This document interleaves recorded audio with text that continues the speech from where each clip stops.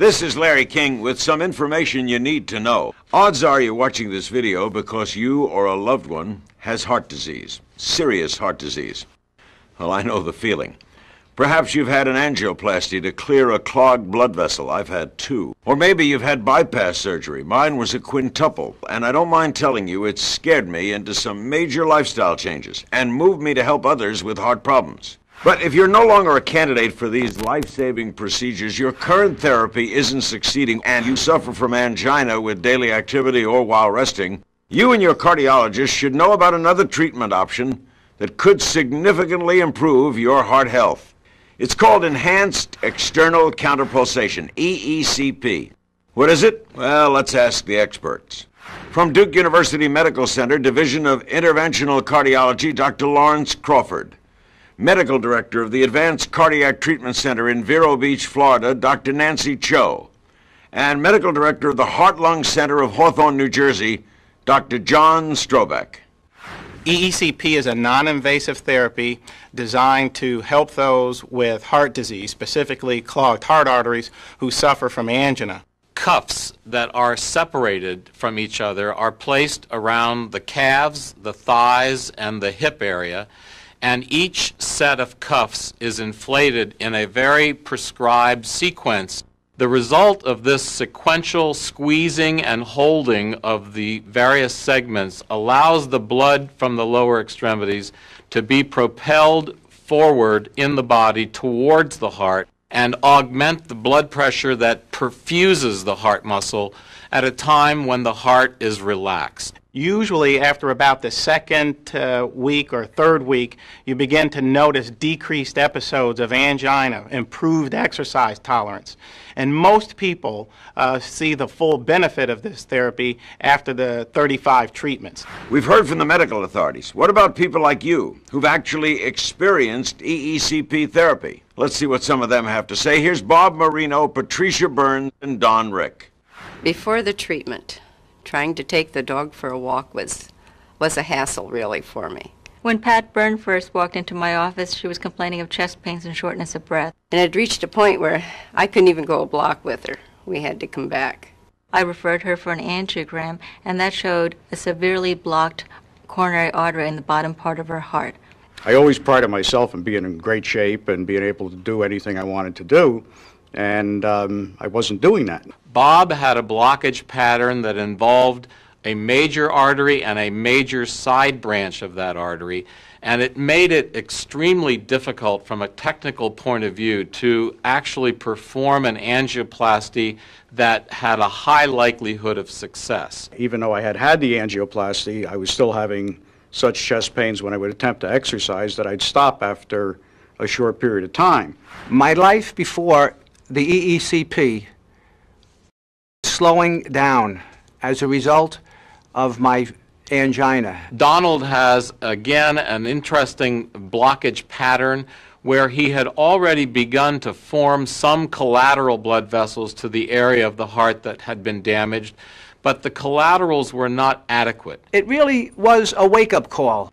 What was the EECP treatment like?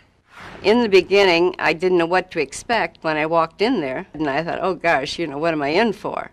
But after I was put on the bed, hey, it was fine. The initial feeling of when they inflate the cuffs has the body move up a bit from the bed and down, but it's not a frightening sensation. The basic treatment itself I found actually very fulfilling. I mean, after I got finished with a day's worth of the treatment, I just felt good. How well does EECP work? Over the 3 years, I've really treated a lot of patients, and it's very impressive how well they do. My energy level is generally quite high. I'm back to walking 3 miles a day and doing the yard work and painting. Well, I'm exercising on the average of 5 days a week. And when I'm not exercising per se, I'm pursuing some sort of activity like skiing or hunting or fishing. I have personally been involved with 600 patients that have received EECP therapy, and fortunately it's turned out to be a very safe and effective treatment for those patients. When we evaluate all of our statistics, we're finding that between 75 to 80% of patients will respond to an initial 35-hour course of treatment.